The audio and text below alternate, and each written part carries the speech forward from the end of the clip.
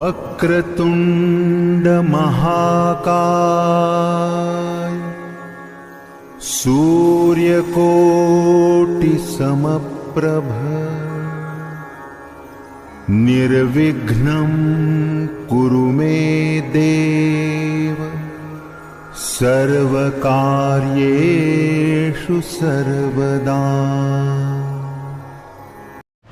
Welcome to Baba GS research centre पर हो ऐसे की पड़ोसी दंग हो जाए में दोस्तों आपका स्वागत है। चलिए दोस्तों, समय न गवाते हुए चलते हैं अपने आज जो यूपी लेखापाल का जो यूपी एसएससी का लेखापाल का जो आंसर की देखते हैं। आज क्वेश्चन जो पूछा गया है तो उसका सारा आंसर देखते हैं और आपका कितना आ रहा है मार्क्स वो भी देखेंगे और लास्ट में क्या है दोस्तों कटअप का भी बताएंगे कि मेंस का कटअप जो है वो कितना जाने वाला है, कितने पे सिलेक्शन होने वाला है लेखापाल का। ठीक है दोस्तों, तो समय न गवाते चलते हैं क्वेश्चन की ओर।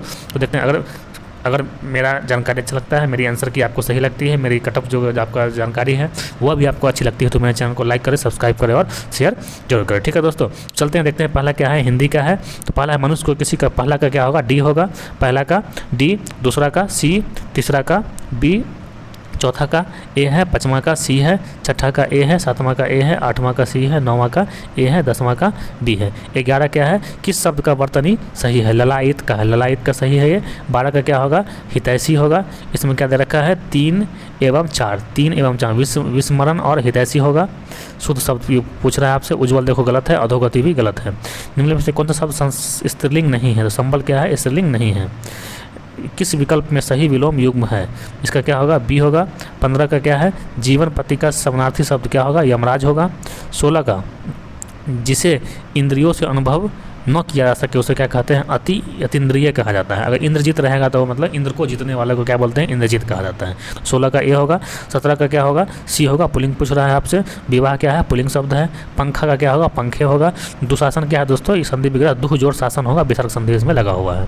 उसके बाद 20 पे क्या है, निम्नलिखित में से तत्सम शब्द कौन सा है, तत्सम शब्द कौन सा है, अक्षर है, कौन सा है, अक्षर है।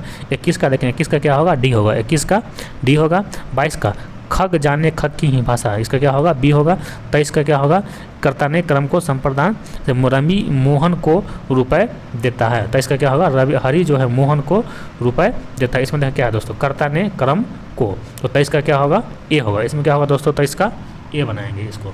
ये जो है दोस्तों लिखा हुआ ये आपका गलत है, 23 का क्या होगा, ए होगा, 23 का ए होगा। अरुण शब्द का अनेकार्थी है, अरुण का क्या हो जाएगा दोस्तों, ये सुबह में प्रातःकालीन सूर्य जो होगा उसको अरुण बोलते हैं। ठीक है, आज की सभा में अनेकों लोग उपस्थित थे, वाक्य के किस भाग में अशुद्धि है। अनेकों नहीं होता है दोस्तों, अनेक जो होता है खुद वो बहुवचन में से ले, वो अनेक का अनेक ही होगा, अनेक लोग उपस्थित है, सी होगा इसका। ठीक है, 26 का मैथ है, देख लेंगे, मैथ वगैरह देख लीजिए आप। 26 का ए, 27 का सी, 28 का ए, 29 का बी, 30 का ए, ये सब देख लेंगे। मैथ वगैरह तो कुछ बताने की ज़रूरत है नहीं। ठीक है दोस्तों, तो आगे चलते हैं, अपना जो जीके है, जीके की ओर बढ़ेंगे। जीके में से पूछ रखा है हिस्टोग्राम, आयत चित्र एक प्रकार का, ये भी क्या है दोस्तों, ये भी मैथ से ही है। तो मैथ को हम लोग छोड़ते हुए आगे बढ़ते हैं। देखते हैं अगला क्वेश्चन कि नई प्रौद्योगिकी नीति का उपयोग करके ईंधन की बढ़ती हुई दक्षता से मनुष्य और पर्यावरण को कैसे लाभ होता है। तो दोस्तों इसका क्या आंसर होना चाहिए, ये मतलब क्या पूछ रहा है, ईंधन की बढ़ी हुई क्षमता से मनुष्य और पर्यावरण को कैसे लाभ होगा। तो इसमें क्या लाभ होगा दोस्तों, ईंधन का उत्पादन बढ़ेगा। ईंधन के उत्पादन गलत, बी नहीं होगा, सी नहीं होगा, डी नहीं होगा। तो इससे क्या हो जाएगा दोस्तों, ईंधन का उत्पादन बढ़ेगा। ठीक है, 52 कौन नेपाल में हिमालय एवरेस्ट में कैंप को फतह करने वाली सबसे कम उम्र की भारतीय पर्वतारोही बन गई है। इसका दोस्तों आंसर देख लेंगे कैसे, क्या होना चाहिए दोस्तों, ये आपका रिद्धम ममानिया होना चाहिए, रिद्धम ममानिया होगा इसका। 53 का चाइना में हुआ। 2022 का कहा हुआ, विदेशी के मंत्रियों का बैठक चाइना में हुआ है, अध्यक्षता किया है। सुभाष चंद्र बोस को देश नायक किसने कहा था, किसने कहा था, इसका महात्मा गांधी ने कहा था। ऑपरेशन पोलो तो पता है आपको, हैदराबाद का था, ऑपरेशन पोलो हैदराबाद का था। भारत में कौन सा है दोस्तों, किस राज्य में सबसे कम लोकसभा सीट है, कहाँ है दोस्तों, सिक्किम में है। EFT मतलब क्या होगा, इलेक्ट्रॉनिक फंड ट्रांसफर हो गया। वफीन द्वीप कहाँ है, कनाडा में है। वफीन द्वीप कहाँ है, कनाडा में है। प्रेस की स्वतंत्रता में कितने हैं दोस्तों, 5 प्रकार के स्वतंत्रता मिले हुए अनुच्छेद में है, 5 मिले हुए हैं इसमें। तो इसमें कौन सा 19 होगा, 19 का A B C D E होगा। ठीक है, तो 19 का अनुच्छेद 19 में क्या है, प्रेस की स्वतंत्रता, इसके तरह क्या है 5 इसमें सेक्शन बनाए हुए हैं। 5 तरह के अधिकार है। किस पंचवर्षीय योजना के बाद रोलिंग प्लान आया? कब आया था दोस्तों? 5वीं पंचवर्षीय योजना थी, तो उसके बाद ही क्या हुआ था? रोलिंग प्लान आया था। इसी में क्या दोस्तों? गरीबी उन्मूलन है। अगर आपसे पूछे गरीबी हटाओ तो क्या होगा? चौथा होगा, चौथी पंचवर्षीय योजना गरीबी हटाओ। लेकिन गरीबी उन्मूलन पूछेगा तो वो क्या हो जाएगा? 5वीं हो जाएगा। आत्मनिर्भरता भी क्या है दोस्तों? वो चौथी ही है। आत्मनिर्भरता क्या है? चौथी ही है। पहला जो किस पे आधारित था? कृषि पे था। दूसरा क्या था दोस्तों? औद्योगिक था, उस पे था। 10वां क्या है? प्रति व्यक्ति आय है। 8वां क्या है? मानव विकास संसाधन है। ये सब याद रखने की चीज़ें हैं दोस्तों। तो क्या पूछ रहा है? रोलिंग प्लान, जिसको अनवरत योजना बोलते हैं, ये कब है? 5वीं पंचवर्षीय योजना में आई थी। 1942 में जब भारत छोड़ो आंदोलन प्रस्ताव पारित किया गया था, तो भारत का वायसराय कौन था? लॉर्ड क्या था दोस्तों? लिलिथगो था। कौन था? लिलिथगो था। बीसी राय पुरस्कार किससे? चिकित्सा से है। ठीक है। उसके बाद किस भारतीय संविधान के अनुच्छेद के तहत नीति निर्देशक कब आता है दोस्तों? ये 36 से 51 है। 36 से 51 भाग 4 में आता है। पहला में संघ और राज्य क्षेत्र है, दूसरा में नागरिकता है, तीसरा में मौलिक कर्तव्य है, चौथा में क्या है दोस्तों? ये आपका नीति निर्देशक तो 36 से 51 तक है। यही क्या है दोस्तों?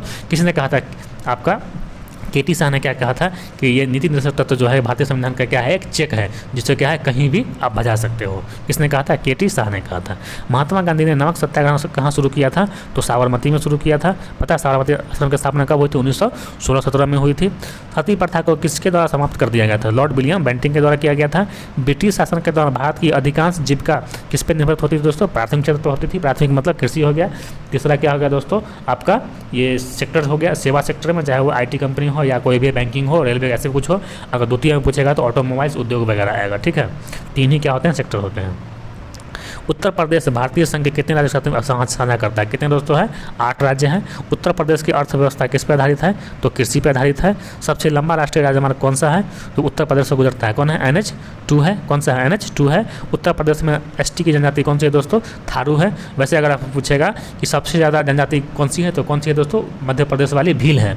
लेकिन अगर आपसे पूछ दे कि परसेंटेज में सबसे ज़्यादा जनजाति कौन सी है, तो वो कौन सी है? संथाल है। कौन सी है? संथाल। 1856 में क्या हुआ था दोस्तों? संथाल विद्रोह हुआ था।